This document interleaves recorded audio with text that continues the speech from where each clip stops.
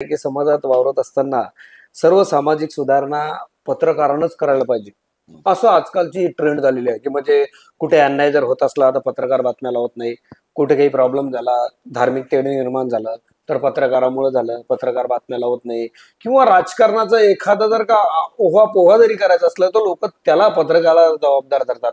जर पहिला हार मला मिळत असेल तर पहिली शिवी देखील मी पचवण्याची क्षमता ठेवली पाहिजे. त्यांना मतदान करूनही तुम्ही जे सांगतात असे जेव्हा प्रश्न समोर येतात तेव्हा त्यांच्याकडनं अपेक्षा न करता लोक वर्तमानपत्राकडनं आणि पत्रकारांकडे अपेक्षा करतात. मला वाटतं त्यामध्येच आपल्या क्षेत्राचा फार मोठा विजय आहे असं मी व्यक्तिशः मानतो. ही समाजाची भूमिका आहे आणि म्हणून लोक आपल्याला नावं ठेवतात, म्हणून आपल्याला शिव्या देतात.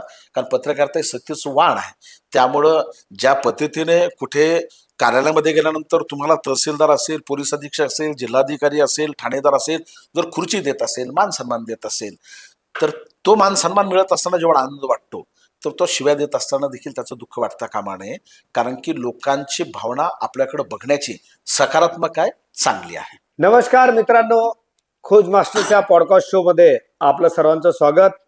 आय एम पॉसिबल स्टुडिओची ही नवीन क्रेज आज जनसामान्यात एक चांगलं विचारधारा म्हणून एक चांगला स्टेज मिळत आहे. आणि आपल्या या आजच्या गेस्ट आहेत, प्रमुख गेस्ट आहेत सिद्धेश्वर भाऊ पवार. भाऊ आपलं खूप खूप स्वागत. धन्यवाद धन्यवाद. आज आय एम पॉसिबलच्या स्टुडिओमध्ये पॉडकास्टच्या शोला जे प्रमुख अतिथी म्हणून लाभलेले आहेत, पंचक्रोशीत आपण त्यांना ओळखतो आणि देशोन्नतीचा मुखपृष्ठ ज्याला म्हणता येईल आपल्या मेहकर विधानसभा मतदारसंघामध्ये, असे महान व्यक्तिमत्व सिद्धेश्वर भाऊ पवार आज आपल्याला या पॉडकास्टमध्ये लाभलेले आहेत. सर्वप्रथम मी त्यांचा धन्यवाद करतो की आपल्या अमूल्य वेळामधून आपण आज इथे वेळ काढून इथे आला, त्याबद्दल आमच्या खोजमास्टर पॉडकास्ट शोच्या वतीने आपलं खूप खूप अभिनंदन आणि धन्यवाद सुद्धा. मी अतिशय लहान वयापासून पत्रकारिता म्हणजे मुळात माझा पिंड वेगळा होता, परंतु कुठेतरी एक खालच्या स्टँडला एक मला ज्याला अंडरग्राऊंडला एक छोटासा एक अपंग व्यक्ती असायचा आणि तिथे विजय मस्के एक अपंग व्यक्ती असायचा आणि तिथे मी तुम्हाला बातम्या लिहिताना पाहत होतो. तर कुठेतरी विचार नव्हता केला की आज तुमच्यासोबत बसून एक तुमचाच पॉडकास्ट घेता येईल आणि शो मध्ये तुम्हाला प्रश्न विचारता येईल. तर भाऊ, माझा प्रश्न हा राहील की आज आपण भूतकाळाची जी विचारसरणी आहे ती नंतर बघूया, परंतु प्रेझेंट मध्ये मी आजपासून सुरुवात करतोय. उलट जाऊया, आपण उलट तपासणी करूया. तुम्हाला आज या वर्तमान काळात ही पत्रकारिता म्हणजे जी आज सुरू आहे याबद्दल काय बोलायचंय? सगळ्यात महत्वाची गोष्ट म्हणजे पत्रकारितेबद्दल मी समाधानी आहे.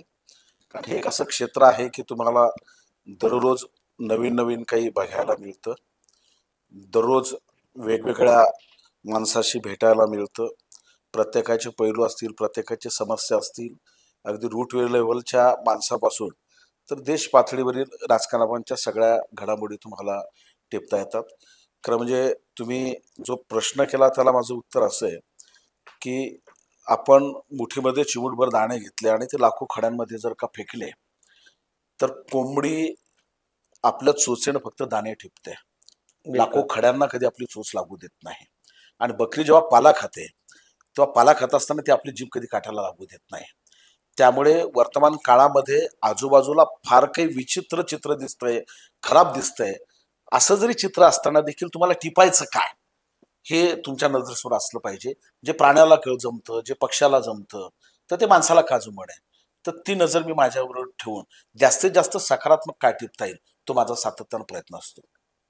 अतिशय म्हणजे उत्कृष्ट उत्तर त्यांनी दिलेलं आहे की ते म्हणतात ना, घार उडे आकाशी चित्त तिचं पिलापाशी. त्याचप्रमाणे जसा गरुड आपल्या सावजावर अचूक झेप घेऊन तो शिकार करतो, तशा पद्धतीची तुम्हाला आजच्या जरी दगदगीची जरा डिजिटल पत्रकारिता असली, याला थोडं वेगळं रूप आलेलं असलं तरी सुद्धा तुम्हाला यामधून काय घ्यायचंय आणि कुठल्या विषयाला कशा पद्धतीने हायलाइट करायचं किंवा जनसामान्यासमोर प्रकाशित करायचं, प्रदर्शित करायचा, हा तुमचा स्वतःचा एक दृष्टिकोन असतो. आणि तो दृष्टिकोन जर चांगला असला तर निश्चितच त्याचं फलस्वरूप सुद्धा चांगल्या पद्धतीचं मिळतं. परंतु भाऊ, आता आपण पाहतो की एक 20-30 वर्षापूर्वी पत्रकार म्हणजे लोकांना एक आदर्श व्यक्तिमत्व आणि खरा आरसा असं समजायचे वर्तमानपत्राची जी विश्वासार्हता आहे किंवा आजच्या डिजिटलायझेशन या युगामुळं कुठेतरी राजकारणात सुद्धा लोक काही विक्षिप्त विचित्र हालचाली करताना दिसतात. मग कधी कधी पत्रकारांना आजच्या युगातलं बोलतो मी, म्हणजे प्रेझेंट टाइम मध्ये कुठेतरी पत्रकारांना म्हणजे खूप मोठ्या अतिप्रसंगाला किंवा मानहानीला अशा प्रकारचं सामोरं जावं लागतं. मग अशा वेळेस त्या काळची पत्रकारिता आणि आजच्या पत्रकारितेत म्हणजे डिफरन्स काय वाटतं? महत्वाची गोष्ट, आता काळ झपाट्यानं बदललेला आहे.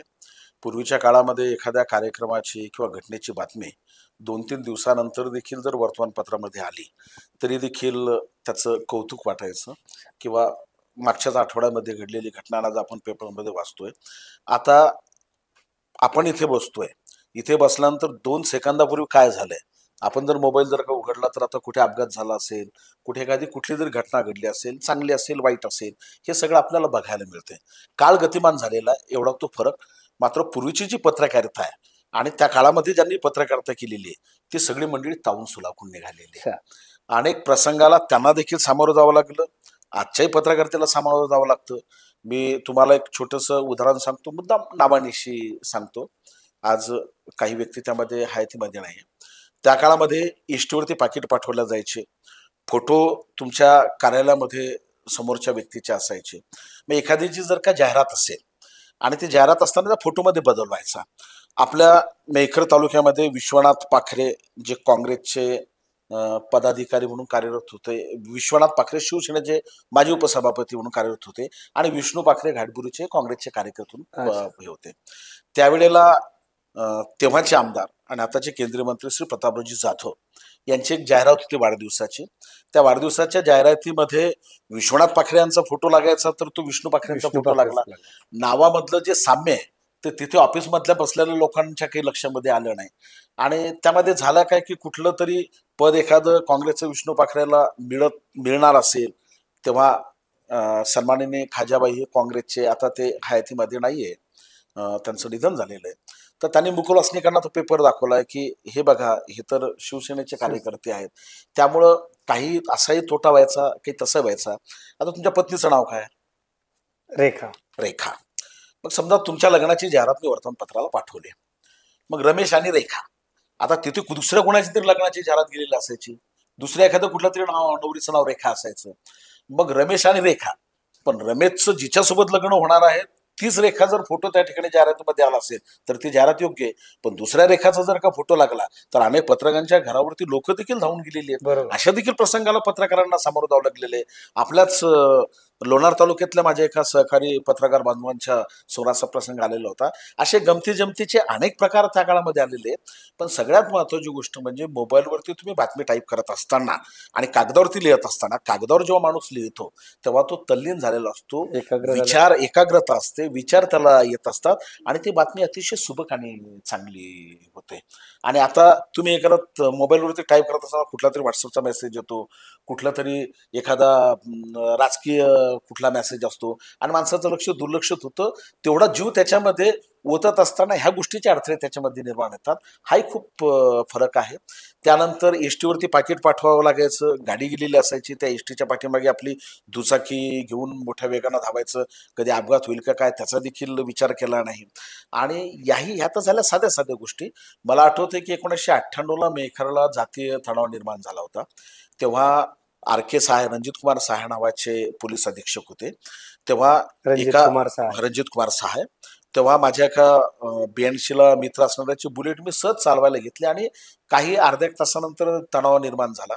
तो तणाव निर्माण झाल्यानंतर त्या काळामध्ये मी दररोज बुलढाण्याला जायचो बातम्या घेऊन, आणि त्यावेळेसचा मग कॅमेरामध्ये फोटो काढायचे, एका फोटोसाठी अख्खा रोल धुवावा लागायचा. मग तिथे जाणे, तो रोल डेव्हलप करणे, पेपरला फोटो देणे, आणि परत येत असताना RK साय यांनी रात्री 10 नंतर सगळ्या हॉटेल्स बंद ठेवलेल्या होत्या. परत येत असताना रात्री 1:30, 2, 2:30, 3 वाजता दुचाकीवरती मी एकटा घरी यायचो.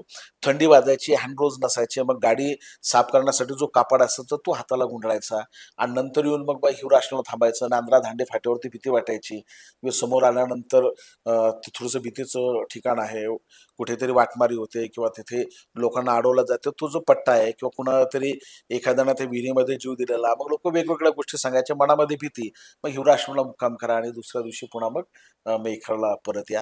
ह्या सगळ्या अनेक प्रतिकूल गोष्टीवरती मात केलेली आहे आणि त्यामुळे आताची जी आहे ती व्हॉट्सअप पत्रकारिता आहे. कुणीतरी आपली प्रेस नोट बनवून पाठवतो, तिथे हजारो लोक उपस्थित सांगतात, तिथे 5-25 लोक उपस्थित नसतात आणि आपण देखील तशीच पाठवतो. आता नेता बनणं फार सोपं झालेलं आहे. प्रत्येकानं आपली बातमी जशी पाहिजे तशी आपण बनवायची, पाठवायची आणि दुर्दैवाने पत्रकार बांधव त्याच्यामध्ये खोलात जात नाही. खरंच कार्यक्रम कसा झाला की घटना काय काय नाही आणि ॲज इट इज सगळ्यांच्या बातम्या सारख्या येतात. ही जी व्हॉट्सअप पत्रकारिता आहे मला वाटतं याच्यामुळं नवीन पत्रकार काही घडत नाही आणि आता तर AI आलंय. त्यामुळे तुम्हाला बातमी जमत जरी नसेल तरी त्यावर तुम्ही मुद्दे टाकले तरी तुम्हाला बातमी उडून देते. त्यामुळे जी खरी मजा होती पत्रकारितेची ती मजा मला वाटतं आताच्या पिढीमध्ये आता सगळं आयतं भेटतं. म्हणजे आयत्याला किंमत नसते. आता आजकालची पत्रकारिता जरी डिजिटल झाली, सोशल झाली, ऍडव्हान्स झाली तरी पण तिच्यामध्ये तो रस नाही राहिला की जो जुन्या काळात होता. म्हणजे ज्या वेळेस पत्रकारिता करायचे ते पत्रकारिता म्हणजे एक ध्येय असायचं.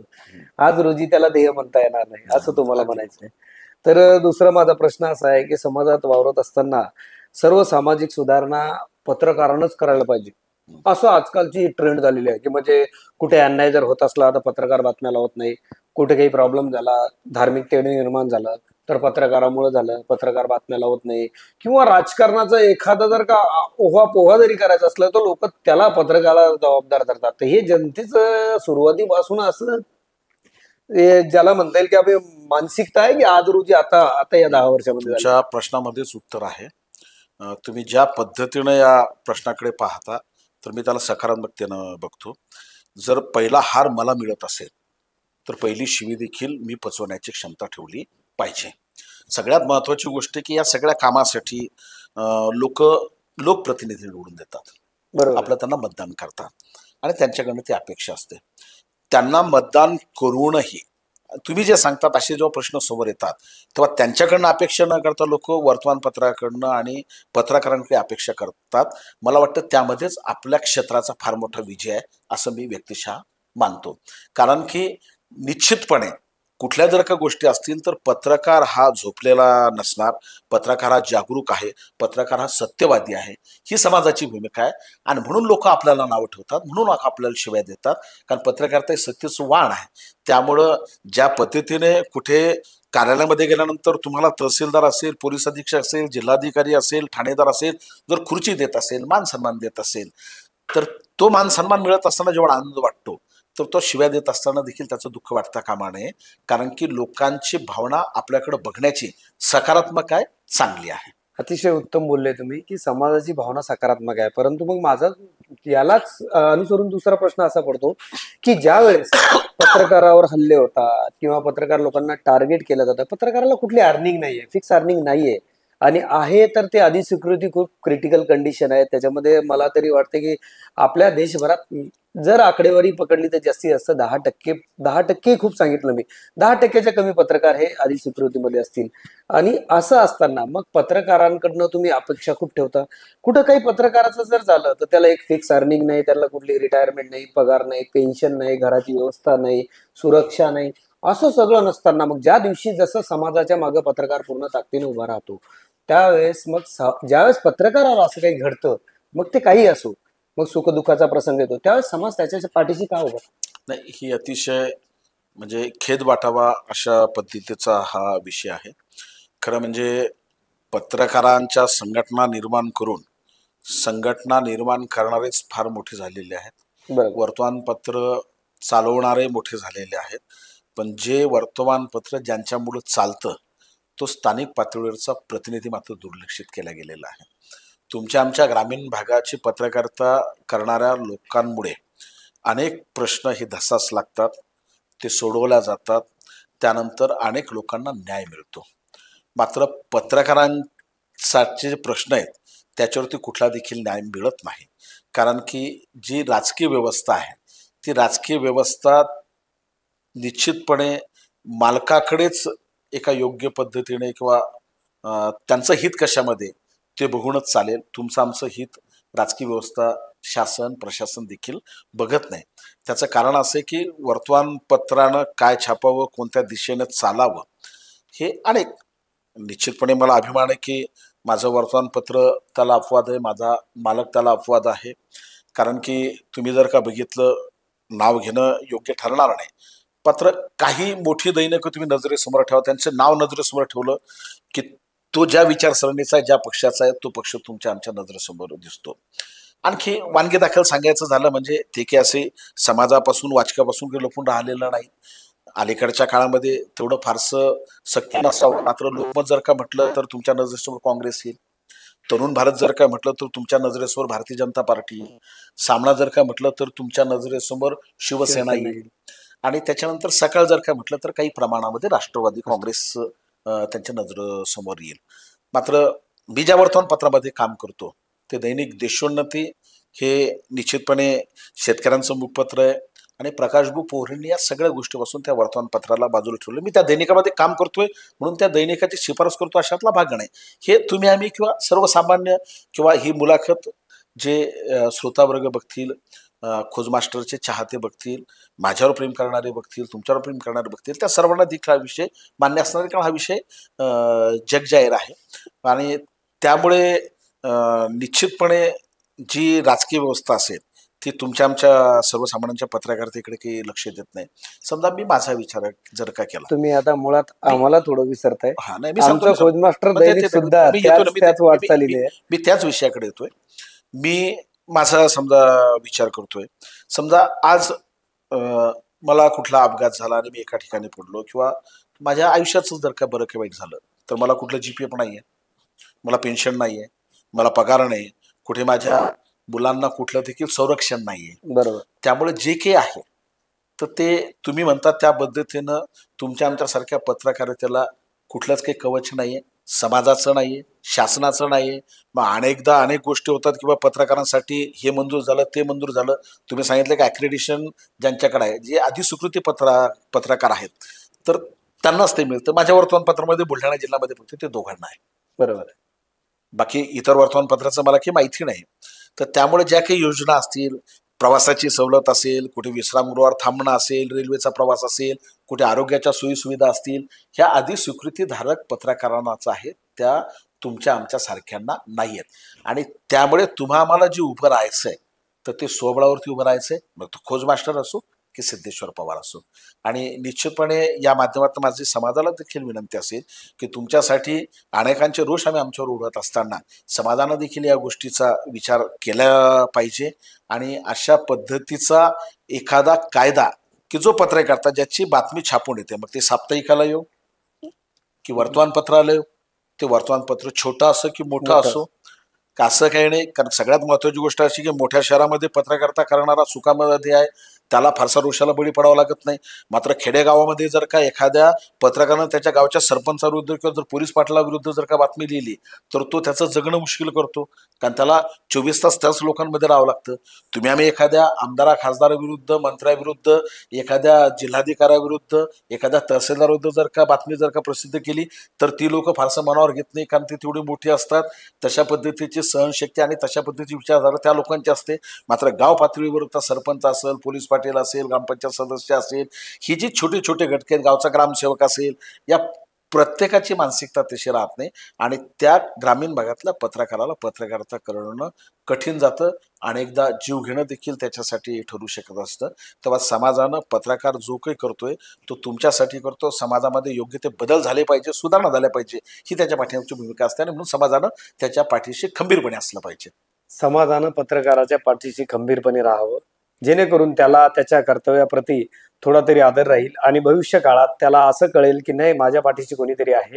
आपण घरामध्ये सुद्धा बघतो किंवा व्यवहारामध्ये सुद्धा बघतो की ज्यावेळेस माणसाला कुठलं तरी फीडबॅक असतं किंवा सपोर्ट असतं, बॅक सपोर्ट ज्याला म्हणता येईल, त्यावेळेसच तो माणूस अतिशय निश्चिंतपणे किंवा विनम्र होऊन समाजात इमानदारीने काम करू शकतो. अतिशय प्रगल्भ झालेली पत्रकारिता तुमची लिखाणामधून, वाणीमधून बऱ्याच वेळेस पाहायला मिळते, बघायला सुद्धा मिळते. म्हणजे बघायला म्हटलं तर मराठा क्रांती मोर्चाचे सर्व जे स्टेज आहेत ते आपल्याच सूत्रसंचालनामधून आणि अनेक मला जे म्हणता येईल की शुभ अशुभ, शुभ अशुभ म्हणजे तोरण मरण या दोन्ही ठिकाणी तुम्ही अनेक ठिकाणी सूत्रसंचालन करताना दिसता. आपल्या वाणीला सरस्वतीचं वरदान आहे. असं सुद्धा म्हणजे काही लोकांमध्ये म्हटल्यापेक्षा आपल्या पत्रकारितेत सुद्धा सिद्धेश्वर मीन्स सिद्ध ईश्वर, ज्यांना ईश्वराचं हा हस्तगत असं वरदान आहे, अशी तुमची ख्याती झालेली आहे. तर मग पत्रकारिता करत असताना आपण लोक पडद्यामागे लेखणी घेऊन लिहितो. तर मग असं फ्रंटवर स्टेजला जाऊन तुम्ही कशी सुरुवात केली आणि त्याच्यामध्ये एवढी प्रगल्भता कशी आली? थोडक्या तुमच्या प्रश्नामध्ये मी दुरुस्ती करू इच्छितो. तुम्ही सरस्वतीचं वरदान म्हटलं, ईश्वरी देण म्हटलं, सिद्धेश्वर म्हटलं. अनेकदा लोक म्हणतात की तुम्हाला हा वक्तृत्व माझा गॉड विषय गिफ्ट नाही. आहे का, गॉड गिफ्ट आहे का, हा ते बरोबर. माझा पण तुम्ही जनसामान्यांचा हा अनेकदा लोक असे म्हणतात, मलाही म्हणतात प्रत्यक्ष, ही गॉड गिफ्ट आहे का. येस तर त्या लोकांना मी नम्रपणे सांगतो, ही गॉड गिफ्ट नाही, ही डॅड गिफ्ट आहे. ओके, पप्पाचं वरदान आहे. माझे वडील फार मोठे वक्ते होते. त्यांच्याने माझ्या वक्तृत्वाची तुलना देखील होऊ शकत नाही. आणि त्यांचं वक्तृत्व ज्यांनी ज्यांनी ऐकलेलं, आज देखील अनेक लोक हयातीमध्ये आहेत, ज्यांनी राणा पवार ऐकलेले, त्यांना माझं सूत्रसंचालन किंवा माझं वक्तृत्व काहीच विशेष वाटत नाहीये, कारण त्यांनी राणा ऐकलेले आहेत. अच्छा, ज्या पद्धतीनं सुधीर फडके ज्यांनी ऐकलेले, श्रीधर फडके खूप छान गायतात, पण ज्यांनी सुधीर फडके ऐकले त्यांना श्रीधर फडके काही आवडत नाही. फारसे त्यामध्ये प्रभाव जाणवत नाही. ज्यांनी किशोर कुमार ऐकलेले त्यांना अमित कुमार काही फारसे बरोबर. जाणवत नाही. त्या पद्धतीनं ज्यांनी राणा पवार ऐकलेले आहेत तर त्यांना सिद्धेश्वर पवार एवढे काही विशेष वाटत नाही. 1978च्या काळामध्ये चेअरमन समाजभूषण स्वर्गीय आयजी पाटील यांच्या 61 निमित्त मेहकर शहरामध्ये, म्हणजे आपल्या विदर्भातलाच नव्हे तर महाराष्ट्राला फार मोठा सत्कार सोहळा त्याला म्हणता येईल, तो सत्कार सोहळा या ठिकाणी संपन्न झाला होता. तेव्हाचे मुख्यमंत्री शंकररावजी चव्हाण हे या ठिकाणी उपस्थित होते आणि राज्याचे अनेक मंत्री त्या ठिकाणी उपस्थित होते. त्या सभेचं माझ्या वडिलांनी केलेलं भरजरी सूत्रसंचालन आज देखील त्याचं नाव लोक आवर्जून घेतात. आणि त्या कार्यक्रमापेक्षा मुख्यमंत्री शंकरराव चव्हाण यांच्या भाषणापेक्षा संपूर्ण जिल्हाभर, संपूर्ण विदर्भात जर का चर्चा झाली असेल तर ती राणा पवार यांच्या सूत्रसंचालनाची झाली होती. आणि ते सूत्रसंचालनाचे दाखले आज देखील जुनी जाणती मंडळी आजही देतात. आणि त्यांचाच शेवटी मुलगा मी, त्यांचं रक्त माझ्यामध्ये आणि त्यांच्यातले गुण माझ्यामध्ये आले. पण दुर्दैव असं की मी सर्वात लहान आणि मला फारसं त्यांच्या कार्यक्रमाला काही जाता आलं नाही, कुठे त्यांचे सूत्रसंचालनाचे सोहळे बघता आले नाही. मात्र तरी देखील लोकांनी सांगितलेलं आणि अनेकदा त्यांच्या शेवटच्या उत्तरार्धाच्या काळामध्ये मी जे काही त्यांची अनेक भाषणं ऐकली त्यातून वडिलांच्या वक्तृत्वाचा माझ्यावरती प्रभाव आहे. शिवाजीराव पाटील तेव्हाचे पुलोस सरकारमध्ये पाटबंधारे राज्यमंत्री होते. त्यांचा सुलतानपूरला भव्य दिवस सत्कार झाला होता. त्याचं सूत्रसंचालन देखील माझ्या वडिलांनी केलं होतं. आणि दर शिवजयंतीला लोणार येथील शिवाजी शिक्षण संस्थेमध्ये तेव्हाचे प्राचार्य JB मापारी त्यांचं व्याख्यान ठेवायचे. आणि निश्चितपणे जुन्या लोकांना माहिती नसेल, आज जिजाऊ जन्मोत्सव फार मोठा झालेला आहे. मात्र त्या काळामध्ये जिजाऊ जन्मोत्सव लोकांनी करावा म्हणून सुलतानपूरवरनं लोक, माझे बाबा एसटीनं असतील, मोटरसायकलनं असतील, तिथे जाऊन 4-4, 5-5 दिवस राहायचे. आणि जिजाऊ जन्मोत्सवाची सुरुवात करणाऱ्यामधले एक माझे वडील आहेत आणि याचा मला आनंद आहे. आणि त्यामुळे मला ती ईश्वरी देण नसून ती मला वडिलाचीच देण आहे.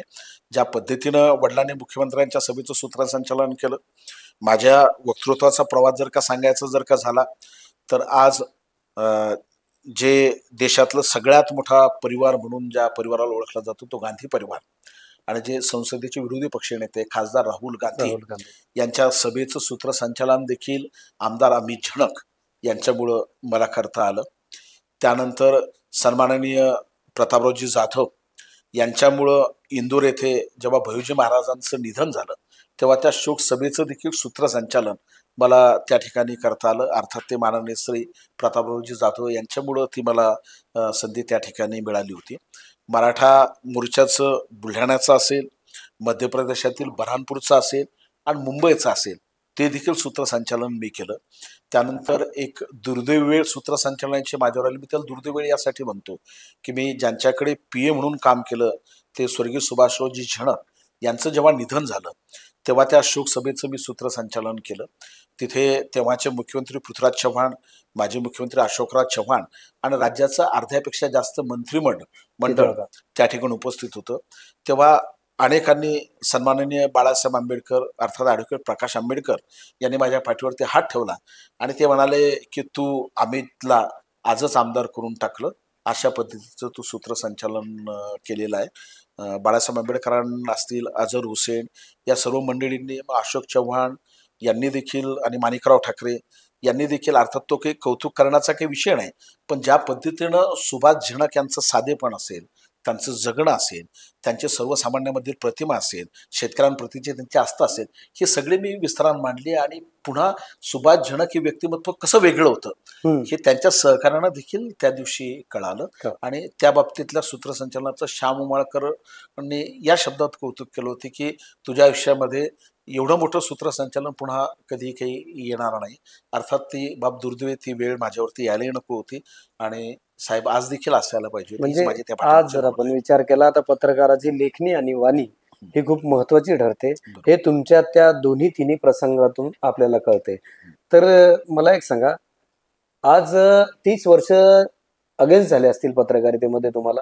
मग ह्या सर्व परिस्थितीत तुम्ही आता आपल्या मतदारसंघाचा विचार जर केला तर काँग्रेस, राष्ट्रवादी, बीजेपी, शिवसेना हे सगळे काउंटर आहेत. आणि जवळपास जर का आपण विचार केला तर माजी मंत्री सुबोध सावजी पासून तर आज सन्माननीय मंत्री प्रतापरावजी जाधव यांच्या सुद्धा काही अग्रेसिव्ह किंवा अशा आंदोलनं असतात. मग ह्या राजकीय अशा दोन बलाढ्य पक्षांना किंवा उभय व्यक्तींना तोंड देताना असे काही आव्हानात्मक प्रसंग आठवता येतील? आले, पुष्कळ आव्हानात्मक प्रसंग आले. सगळ्यात महत्वाची गोष्ट, आपल्या कामामध्ये जर आपली प्रामाणिकता असेल तर अशी आव्हानं फार क्षुल्लक वाटत असतात. एका बातमीवरनं माजी मंत्री सन्माननीय सुबोधभाऊ सावजी यांनी माझ्या विरुद्ध पत्रक देखील काढलं होतं. अतिशय नको त्या शब्दामध्ये त्यांनी माझ्या विरुद्ध लिहिलं होतं. त्यानंतर आमचे चांगले ऋणानुबंध बंद झाले.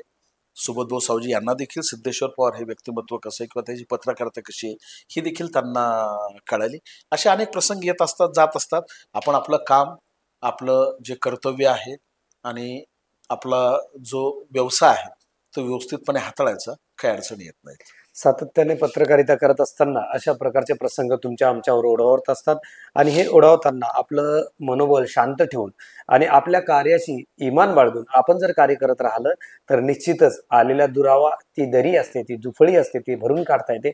आणि ही भरून काढत असताना कधीतरी या प्रकरणाला आज आपण आपलं कर्तव्य म्हणून जर नियमित सुरू ठेवलं तर निश्चितच कालांतराने त्या व्यक्तीला सुद्धा ते ज्ञात होतं की हे यांचं काम आहे आणि त्यांनी ते प्रामाणिकपणे केलं. आणि त्यामुळे त्यांच्या मनामधलं जे मल असतं किंवा जे मनामध्ये द्वेष निर्माण झालेला असतो तो सुद्धा निघून जातो. अशा प्रकारचं भाऊंनी सांगितलेलं आहे. आणि भाऊंचा हा जो पत्रकारिता अग्रलेख आहे हा चढताच आहे. आणि मला तरी असं अभिमानाने सांगता येईल आज की सर्वात महत्वाचं म्हणजे आपल्या बुलढाणा जिल्ह्यात चांगल्या पद्धतीची पत्रकारिता जर कोणी नाव घेतलं, मग ती टीका टिप्पणी असो किंवा एखाद्याचं पॉझिटिव्ह नेटवर्क सेट करताना किंवा एखाद्याची इमेज बिल्ड करणे किंवा रातोरात त्या माणसाची छबी, त्याच्या कार्याचा लेखाजोखा जनतेसमक्ष उलगडा करून त्याला होतच नाहीत करणं, ही कला सुद्धा यांच्या हातामध्ये खूप मोठ्या प्रमाणात आहे.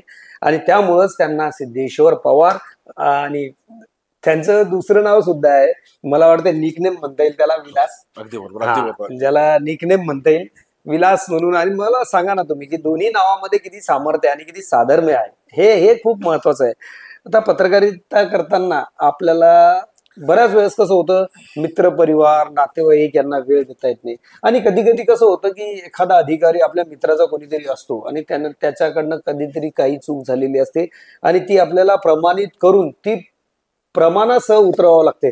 मग अशा वेळेस संबंध वगैरे असे स्ट्रेस, फ्लेक्स किंवा कटाप झाले असं वाटतं. अगदी बरोबर. कुटुंबाला वेळ देतात नाही याचं उदाहरण म्हणजे माझं घर जेव्हा बांधणं सुरू होतं, ज्या दिवशी स्लॅब टाकायचा त्या दिवशी आदरणीय प्रकाशभाऊ पोहरे हे डोणगावच्या निशांत शाखेच्या उद्घाटनासाठी आले होते. इकडे स्लॅब पडत असताना वास्तविक कुठलाही घर बांधणारा ज्या दिवशी स्लॅब पडतो, म्हणजे शेतकरी पेरणीला जसा हजर असतो तर घर बांधताना स्लॅब पडताना तो हजर असतो. मात्र मी त्या गोष्टीकडे न बघता माझे बॉस या ठिकाणी येत आहेत आपण ज्या क्षेत्राची पत्रकारिता करतो त्या क्षेत्रात येत असताना मी जर भाऊंना बोललो असतो की मला काम आहे किंवा मला हे अशा पद्धतीचाही काही विषय नव्हता, तरी मी देखील त्या ठिकाणी गेलो आणि हजर राहिलो. अशा अनेक प्रसंगाला सामोरं जावं लागतं. त्यानंतर एक विषय, माझ्याच एक परिवाराशी संबंधित बातमी माझ्याच वर्तमानपत्रामध्ये असलेल्या माझ्या सहकारी मित्रानं ती छापली. अर्थात ती बातमी वर्तमानपत्रामध्ये यायला नको होती. काही काळ माझ्या काही जवळच्या लोकांना देखील असं वाटलं की बा कसं काय, पण नंतर त्यांनाही समजलं की याच्याशी काही संबंध नाहीये. अनेकदा बातमी छापत असताना तो विषय त्या दिवशी वाचकांसाठी, लोकांसाठी महत्वाचा असतो.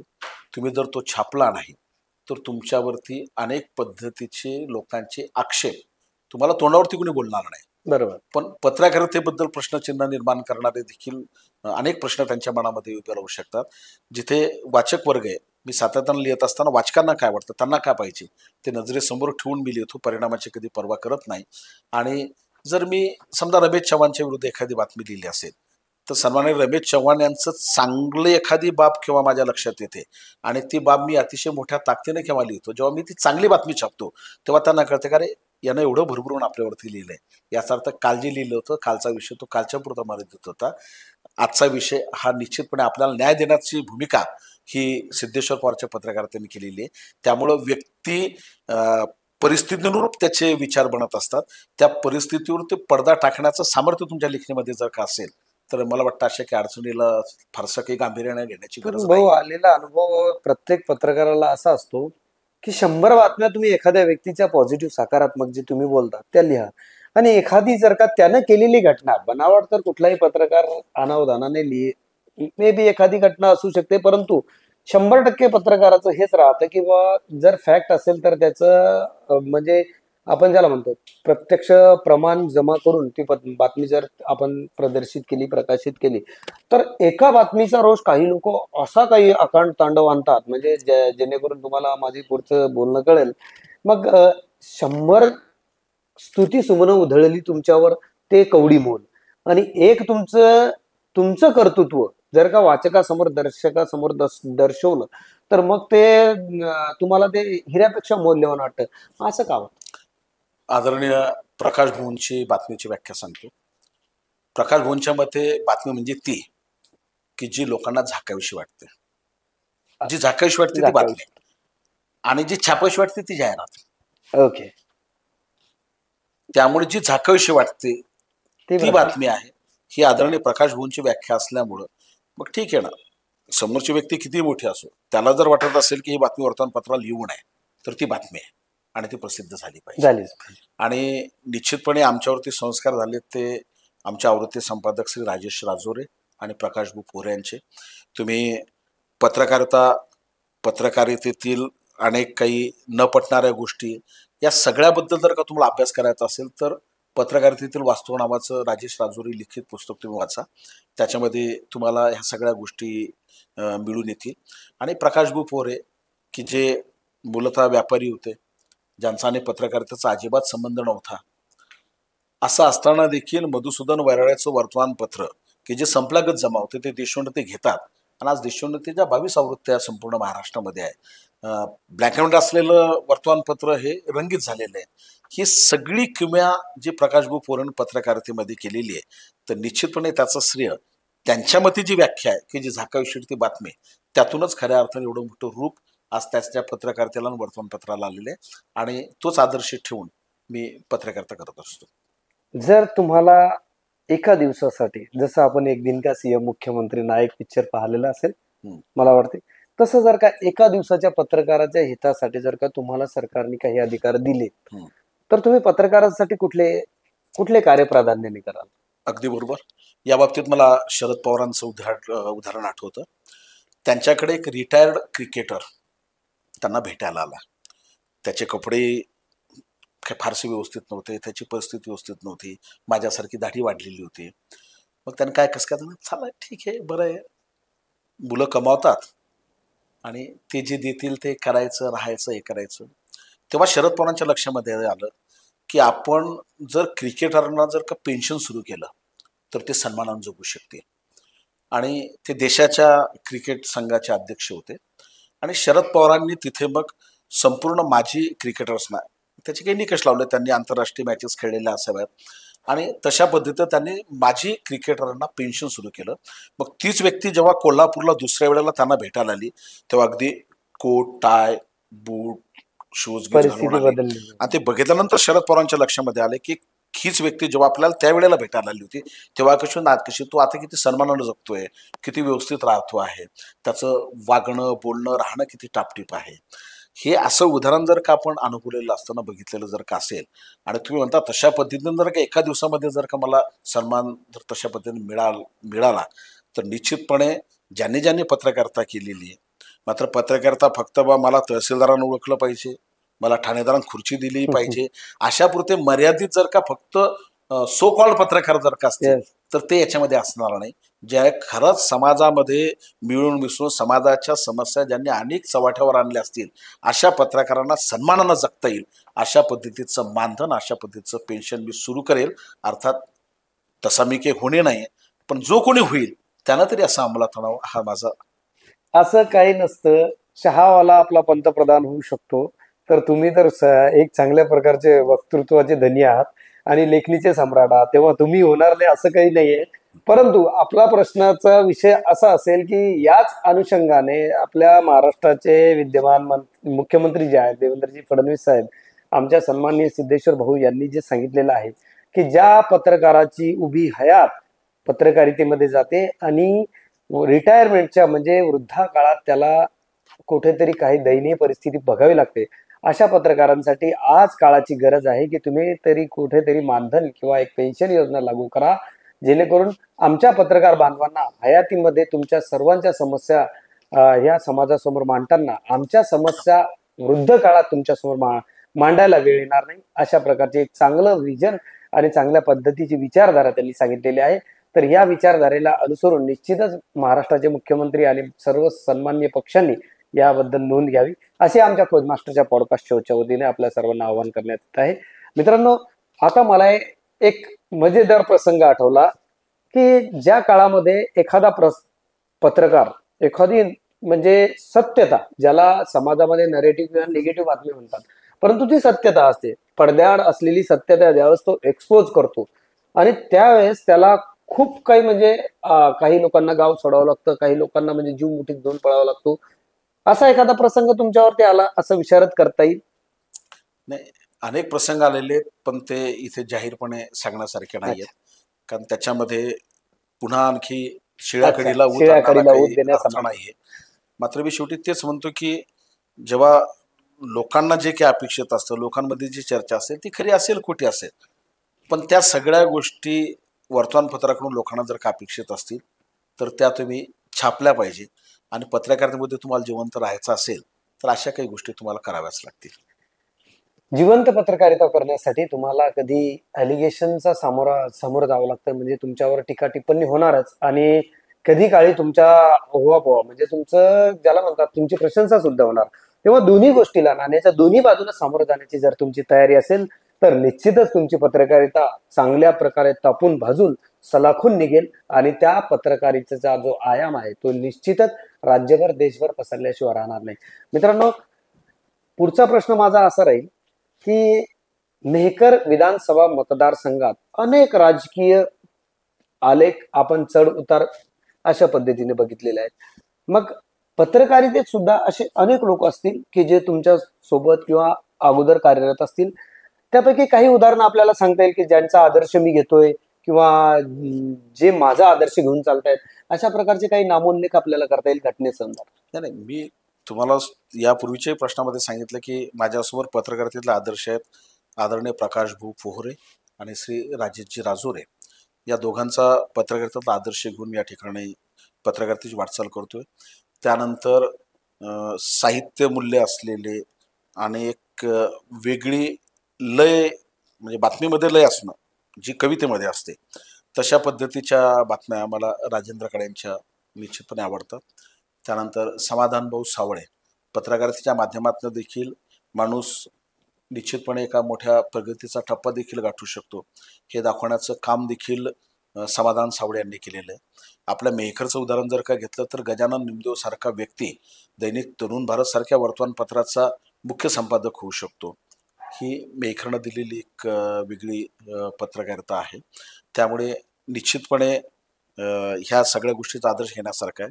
आणि दुसरं कशाला, मी ज्यांना मुलाखत देतोय तर रमेश चव्हाण पूर्वी कोण होते आणि आज पत्रकारिता झाल्यानंतर फक्त मेहकर पुरत्या खोज मास्टर पुरतं मर्यादित न राहता हाही माणूस पुण्याला जातो, आपलं ऑफिस उघडतो आणि वर्तमानपत्र सोबत घेऊन डिजिटल मीडियामध्ये पदार्पण करून आज आपले लाखो फॉलोअर्स तयार करतो.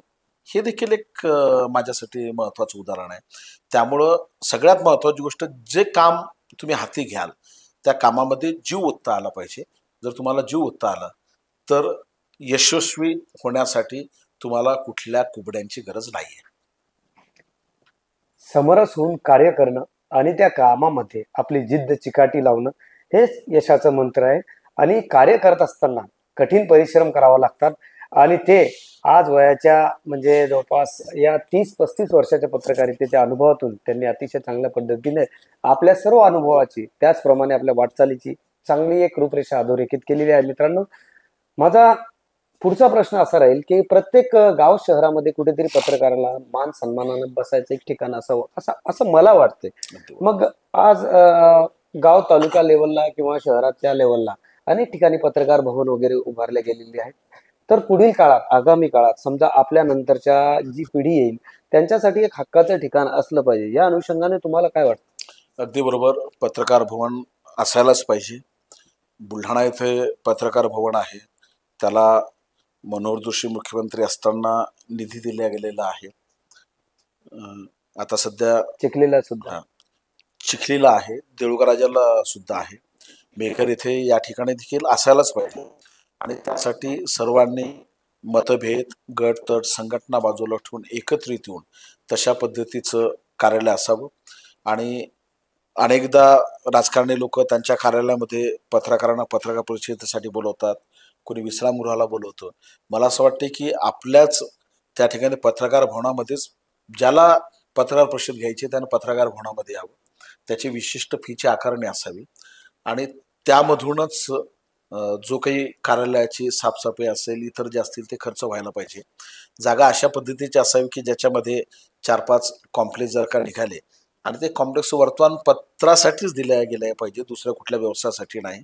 आणि त्या वर्तमानपत्राच्या प्रतिनिधीनं त्याचं भाडं हे त्या ठिकाणी जमा केलं गेलं पाहिजे. अशा पद्धतीचं असणं फार गरजेचं आहे.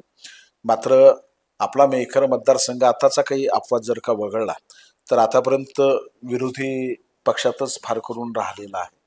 आणि जेव्हा सत्ता आल्यानंतर सन्माननीय संजय रायमुलकरांनी 6 नंबर शाळेजवळ जी इमारत उभी केली त्याच्यामध्ये पत्रकारांसाठी एक आम्ही देतो अशा पद्धतीचं त्यांनी त्या काळामध्ये आमच्याजवळ कबूल केलं होतं. कदाचित ते होईल, पण याहीपेक्षा एक स्वतंत्र जागा पत्रकार भवनासाठी असावी आणि राजकीय मंडळींनी त्या ठिकाणी निश्चितपणे या गोष्टीचा विचार करावा आणि त्यासाठी पत्रकारांनी देखील आपली ताकद उभी केली पाहिजे. मित्रांनो, आपल्याला हक्काचं उठ बसायचं ठिकाण ज्याला म्हणता येईल किंवा आपल्या सर्व पत्रकार मंडळींना एक हक्काचं व्यासपीठ जर असायला पाहिजे तर सर्वांनी आपलं आपसी मतभेद असो, गटतट असो, सर्व विसरून सर्व सन्माननीय राजकीय जे व्यासपीठ आहे त्यांना एक विनंती करूया, एक लिखित प्रकारची संकल्पना राबवूया आणि ज्याचं मला वाटते प्रतिनिधित्व दादांनी आणि सर्व जे वरिष्ठ पत्रकार आहेत, जे ज्येष्ठ ज्यांना म्हणता येईल आपले गुरुवरी आहेत, त्यांनी सर्वांनी जर केलं तर आपण निश्चितच सर्वांनी त्यांच्या पाठीशी राहून आपल्याला सुद्धा एक हक्काचं व्यासपीठ असावं अशा प्रकारची संकल्पना त्यांच्यापर्यंत पोहोचूया. आगामी काळात निश्चितच अशा प्रकारचं व्यासपीठ आपल्याला मिळेल याची मात्र शंका नाही. कारण आपल्या देशाचं प्रतिनिधित्व करताना सन्माननीय मंत्री महोदयांना ही बाब एक छोट्याशा म्हणजे आपण ज्याला म्हणतो एक खारीचा वाटा अशा प्रकारचं हे एक चित्र राहील आणि त्याच्यामध्ये ते निश्चितच सिद्धार्थ खरात आमदार जे आहेत नूतन ते आणि सन्माननीय मंत्री महोदय या बाबतीकडे निश्चित सकारात्मक बाबतीने बघतील आणि आपला जो गंभीर प्रश्न आहे पत्रकारांचा तो निश्चित मार्गी लावतील यात मात्र शंका नाही. खूप वेळ चर्चा केल्यानंतर एक कुठेतरी गुरुजनासोबत शिष्य बसलेला असतो आणि मोठ्या भावाला प्रश्न विचारण्या इतपत जी कमालीची दृढ हृदयाची परिस्थिती निर्माण करावी लागते आपल्याला, ज्याला म्हणतो खंबीर हृदय ठेवून आपल्याला आपल्या भावाला प्रश्न विचारायला लागतात किंवा मोठ्या गुरुजनांना प्रश्न विचारायला लागतात. त्यावेळेस गेस्ट सीटवर बसल्या व्यक्ती व्यतिरिक्त होस्ट सीटवर जो बसलेला असतो त्याची थोडी विवंचना झालेली असते. आज सुद्धा माझी सुद्धा ही अशा प्रकारची परिस्थिती झाली. खूप लोकांना या होस्ट सीटवर आणलं मित्रांनो, मी मला गेस्ट सीटवर आणलं, मला कधी काही वाटलं नाही. परंतु आज कुठेतरी थोडं माझं सुद्धा जीवाचं थोडं कालबिल झालं, चलबिल झालं. पण कारण कसं आहे की मी ज्या वेळेला दादांनी थोडं अर्धवट घेतलं, पण मी तुम्हाला सांगतो की ज्या वेळेला मी वाल्या होतो त्यावेळेस मी दादाला दुरून बघायचो आणि कुठेतरी असं वाटायचं की चला हे काय असते, ही फ्रीडम काय, हे कोणतं असं दुनिया आहे की जेणेकरून या व्यक्तीला लोक असे घाबरतात, सन्मान देतात आणि आमची एक वेगळी हे असायची.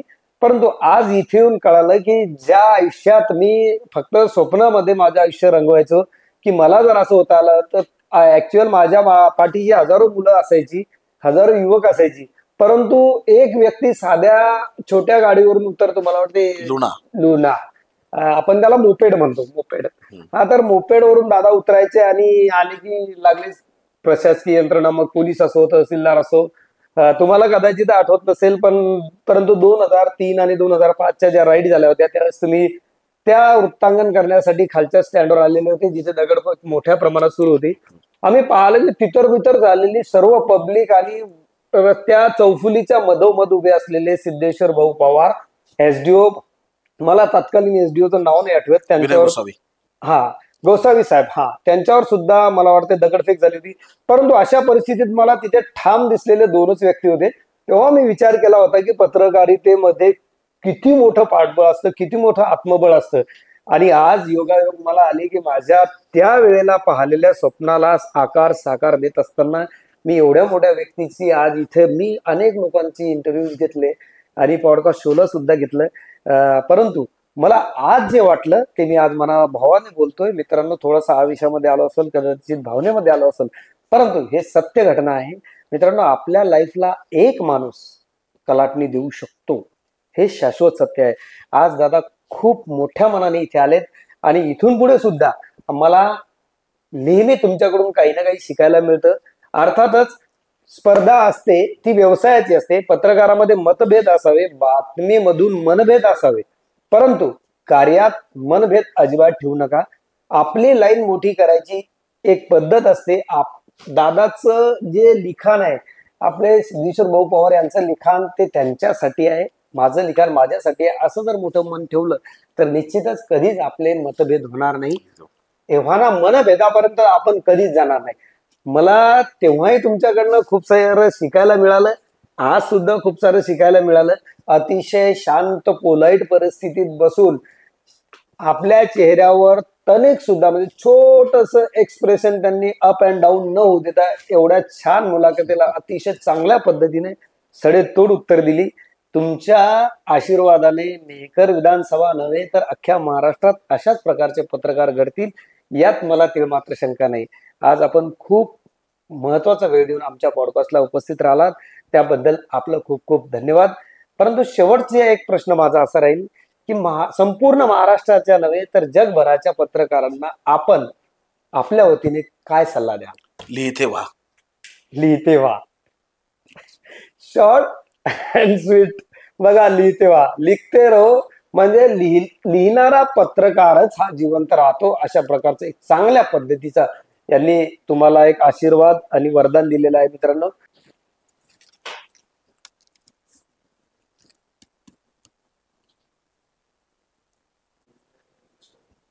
कुठलाही कार्यक्रम हा दर्शकांनो व्यासपीठावर आधारित असतो आणि व्यासपीठ हे प्रत्येक जे गेस्ट असतात, आपण ज्याला अतिथी देवो भव म्हणतो, अशा अतिथींचं अतिशय चांगल्या पद्धतीचं मार्गदर्शन तुम्हा श्रोत्यांना आणि दर्शकांना मिळत राहावं अशी ही खोजमास्टरची ब्रॉड संकल्पना आहे.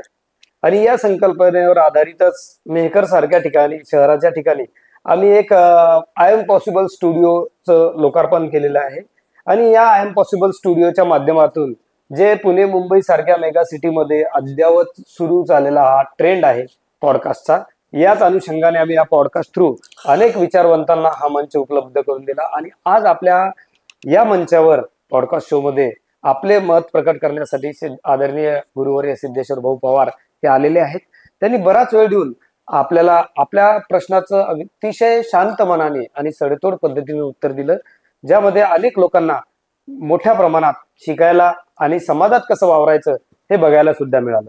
तर मित्रांनो, आज मेहकर सारख्या अशा मंचावर आम्ही काय म्हणतात ना, कुठल्याही कामाला जर कौतुकाची थाप मिळाली नाही तर त्या माणसाची जी ऊर्जा आहे ती वाढत नाही. त्या ऊर्जाला जर का वाढीव काही जर का बळ मिळालं, त्यासाठी हो आमच्या स्टुडिओ बद्दल किंवा आमच्या या पॉडकास्ट शो बद्दल तुम्ही श्रोत्यांना आणि दर्शकांना काय सांगाल? नमस्कार. आज खोज मास्टर न्यूजच्या या स्टुडिओमध्ये येण्याचं योग आला. खरं म्हणजे अतिशय कमी कालावधीमध्ये तुमच्या खोज मास्टर न्यूजनं हे सगळं जग मुठीत आणलं असं जर का म्हटलं तर ते चुकीचं होणार नाही. मी सातत्यानं बघत असतो, आपले वाढते फॉलोअर्स असतील, वेगवेगळे विषय असतील, त्या सगळ्या विषयाला स्पर्श करत लहानापासून तर मोठ्यापर्यंत, हे थोडक्यात काय की प्रकाशभू पोरेपासून तर त्यांचा सगळ्यात लहान घटक सिद्धेश्वर पवारपर्यंत या स्टुडिओमध्ये एवढी मोठी माणसं येऊन गेलेली आहेत. निश्चितपणे मी दर्शकांना हीच विनंती करील की खोज मास्टर न्यूजच्या या चॅनलला सबस्क्राईब करा, फॉलो करा आणि सातत्यानं बघत राहा, ऐकत राहा.